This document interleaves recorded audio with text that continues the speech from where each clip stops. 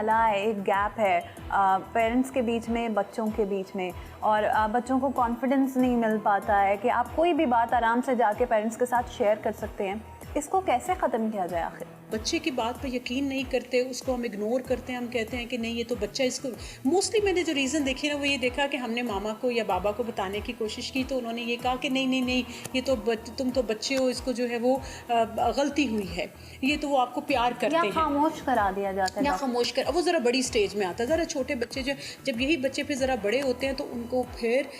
Exploit, वो जहाँ जहाँ से होते हैं दे बिकम क्वाइट, क्योंकि उनको पता है हमारी बात जो है वो सुनी नहीं जाएगी, और अल्टीमेट फिर this is being converted into kidnapping as well. क्योंकि मैं आपको बता रही हूँ कि जब ऐसी पर्सनालिटीज़, ऐसे बच्चे जब स्कूल में और बाहर जाते हैं तो they are at high risk of being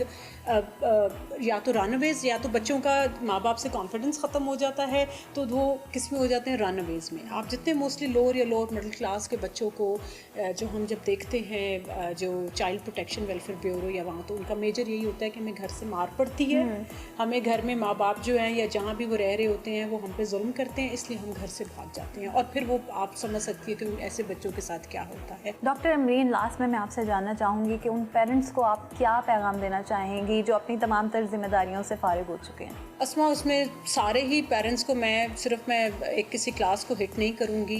and again with due apology, जो एलीट क्लास या अपर क्लास है उनके पेरेंट्स जो हैं they are not bothered what their children are doing, ignorant हैं, अपनी सोशल एक्टिविटीज़, अपने लाइफस्टाइल के अंदर इतने बिजी हैं कि उनको नहीं समझ आ रही है कि बच्चों को बैठ के उनके साथ बात करनी है, और उनको जो है वो हमने एक फ्रेंडशिप, एक फ्रेंडली वे में उनसे हमने बात करनी है। जो मिडिल क्लास है वो अपनी रोज़ी रोटी कमाने के चक्कर में इतनी नफसा नफसी में मसरूफ़ है, उनको नहीं पता कि उनके बच्चे क्या कर रहे हैं। तो मेरा ख्याल है कि ये तभी मिनिमाइज़ होएगी जब हम इस पर स्ट्रिक्ट चेक एंड बैलेंस, ख़ास तौर पर मैं बार बार कहूँगी कि ये जो भीख मांगने वाली माफिया है ये सबसे ज़्यादा अभी तक जो है वो इन्वॉल्व है इन बच्चों की किडनैपिंग के अंदर, और इनकी माफियाज़ हैं जो उन्होंने छोटे छोटे गली मोहल्लों के अंदर ऐसे लोग रखे हुए हैं जो ऐसे बच्चों को किडनैप करते हैं। तो ये मैं ये ज़रूर चाहूँगी